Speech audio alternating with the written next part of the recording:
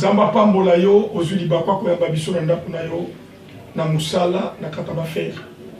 Na ngapselo komoko eteza na mutu moko akufa po yo zanga bokolo. Nzambo akotio ano ya sika. Akotio bien aimé pour échouer, akotio pour yo vivre, akotio pour yo réussir. Yango te meme le thème moko te intitulé yango n'ayez pas peur car je vous annonce une bonne nouvelle. Nouvelle on a même na tongo bien aimé. Yeba ete Yesu aye kopesa bomol. Aya kopesa kufate. Même li kambuno moko kufa bien aimé, Yesu aya pona kopesa bomol. Même vie na beba à cause de la loi et famille. Yesu aya pona kopesa bomol. La Bible dit il est venu détruire les œuvres du diable. Misala nyonso amuli bien aimé. O ezo kanga yo zo la dayo. Na zo memelo bonne nouvelle. Yesu aya pona kobebisa. Yo kana biso bien aimé. Ata bakanga vie na yo eskani. Yesu aya pona kobibiso na kata viwa. Nazo peso verset biblique. Nazo peso verset biblique moko. Thème la mission d'attendre intitulé on n'est pas peur car je vous annonce une bonne nouvelle.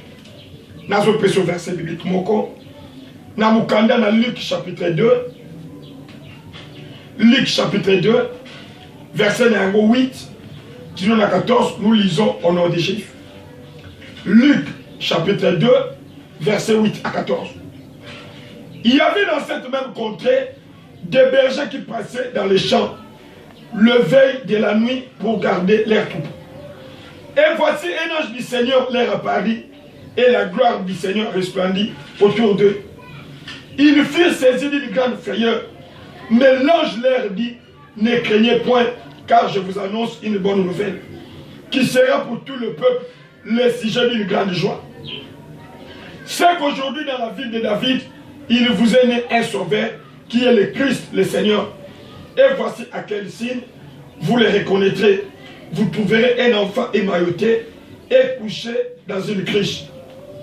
Et soudain, il s'est joint à l'ange, une multitude de l'armée céleste, louant Dieu et disant, gloire à Dieu dans le lieu très haut, et paix sur la terre parmi les hommes qui l'agréent. Que Dieu bénisse sa parole. Bandeko bazalaki koboko la Bible. Mais bamoni likambo ko bangisaki bang. Balobi l'ange de Dieu leur apparaît. Amina ngo bangate. Je vous annonce une bonne nouvelle. Oui bien aimé, na tongo tongo. Bonne nouvelle na même lieu était. Yesu asema kwa makamlizo kufa na vie na yo eseko. Yo ga nazo pesa témoignage moko. Tozali côté na culte matinal. Mais na culte matinal yo ngi na frère moko frère wana babo kelake malade. Bakangi vie na ye. Balobi ete ye akotambola ta kosala musala. Pede na tongo tongo bien aimé. Mili mabe pe kanga yo. Elobi ete yo ko bala to ko botat. Okoyi kotambola. Mais la bonne nouvelle que je t'annonce, Yesu sait quoi pour yo sala libre. Oh bien aimé tozo ponde. Na kanda plie mukolo bien aimé. Na tongo wana nguya na nzambe kiti. Nzamba lobi bo simba ye. Eza mukolo ya tele. Bien aimé. To simba ndeko wana na makolo. Leo nazo émission ndeko wana atele matambola azana bomoi. Azo sala bisala. Azala suka kutene biso azoka. Yo mele bisayo. Sango malamo to memeli yo. Yo za kokanga mate oza libre. Il est venu libérer les captifs. Parmi les captifs, c'est ça yo okzali akokanga. Yo bien aimé, baloba mabe Nicolas vina yo. Le Seigneur est venu te libérer. Yo baloba te yo kokende libosoti. Le Seigneur est venu te libérer. Yoka, peut-être aux yokanga, aux anambet hôpital. Aux a commis tout dans ma question. Et te finanga boeti wapi. Na émission était, il y a quelqu'un, oyo abotamment, à koufa, à c'est quoi pour ça na bon moy. Aya ne peut na coper sa bon moy. Alima koko te na nkonda. Pour bien aimer yoba kunda yoti. Balobi était ni poto bazale kopa. Mais moi j'abime le balobi était bobangate. Il y a quelqu'un qui est né. Ce matin, dans une émission, nous avons continué dans la sika. Parce que vie est allée. Nous tout le monde croyait pour nous couper sa bonne. Nous avons besoin de deuxième verset. Nous avons besoin de deuxième verset. Nous avons Josué chapitre 1.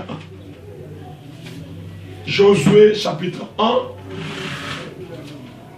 Josué chapitre 1. Nous avons verset dans le mot 3. Tout lieu que foulera la plante de vos pieds. je vous les donne comme je l'ai dit à Moïse. Verset 5. Nul ne tiendra devant toi tant que tu vivras. Je serai avec toi comme j'ai été avec Moïse. Je ne te délaisserai point, je ne t'abandonnerai point. Fortifie-toi et prends courage. Car c'est toi qui mettras ce peuple en possession du pays que je jurerai à leur père de leur donner. Moïse a koufi bien aimé. L'hypothèse mobile m'a pas. M'alobi nenge Moïse a koufi makambo ici. Peut-être yo peut-être ko fandi wana. Et ça na mutu moko bana ko soutenir ya koufi. Olobi loko la koufi ko na vie ici. Yoka. La Bible dit il y a encore de l'espoir pour tous ceux qui vivent. Balobi nzamba kiti. Alobi na joto lobi ete mosali na nga koufi. Mais yonde okokocha dibota na mboko ngana yaki. Alobi na lobi ete bisika nyoso matambele koniaki. Bisika ngwe pesame yokana bisayo. La bonne nouvelle que je t'annonce. Ndenge nzamba kotisio na mbulo ya sika. Esika nyoso matambele koniaki. Bisika ngwe pesame. Même balobi ete sika bien aimé. Batu bayoka de sengote. Mais ta présence est zone de mécène. Nzamba zali koloba na journal lobi ete moto moko ta kotelemela yo. Yo bene bisayo. Batu bakoyi koya babundisa yo bien aimé. Mais bakolonga yo. Eza na mutu moko babundisa balonga te zali Yesu. Même à côté de complot bien aimé, bakolonga yoti. Nzamba zali koloba na journal lobi ete fortifie-toi et prends courage. Yo pe na zolo bano kolembate. Quel que soit likambo ekomeli okobanga te. Sois courage, avance. Les années à quoi avancer dans Zambé. Les années à quoi t'amour dans Zambé. Parce que sa puissance est là. Yoka, ouais, nous connaissons un décolle. Na émission, bakanga qui est amoulai. Azote kabapine. Ndekwazo le papa. Nzamba kufata sana bomol. Yope na tongo bien aimé. Je te dis nzamba kufate azana bomol. Azan nzambo a se pelisakamite mabatu. Oh, soko kena likwana bien aimé. Oh, comment on a mutu moko na komba Zakari. Balobi Zakari azalaki mobange. Moi je n'ai pas azalaki mobange. Mais likamoussous azalaki stérile. Mais nguya na Nzambe bien aimé mimoni sabaki. Yo pe na tongo la puissance de Dieu est là. La bonne nouvelle que je t'annonce, kobanga te, Nzamba azali akufita. Même atubatiki yo bien aimé, Nzamba azali. Même libote bwakio, Nzamba azali. Oh, bien aimé, na sepelaka na mona mwasi wana kata Bible na komba ritu. Balobi rita kufeli mobile, na kufela kinzambe. Rita zolo bana Naomi. Est-ce que yo kofade est-ce que na kofade? Une fille courageuse. Et courage n'est par conséquent, et même pas qui Boaz abalaye. Ce matin bien aimé, peut-être mobile ya kinio. Peut-être pas na bayinio. Je te dis Dieu est encore là. Sa puissance est là. Je t'apporte une bonne nouvelle, Kobalate. Kolemba pété, prends courage, avance encore. Na kombo na Yesu. Amen.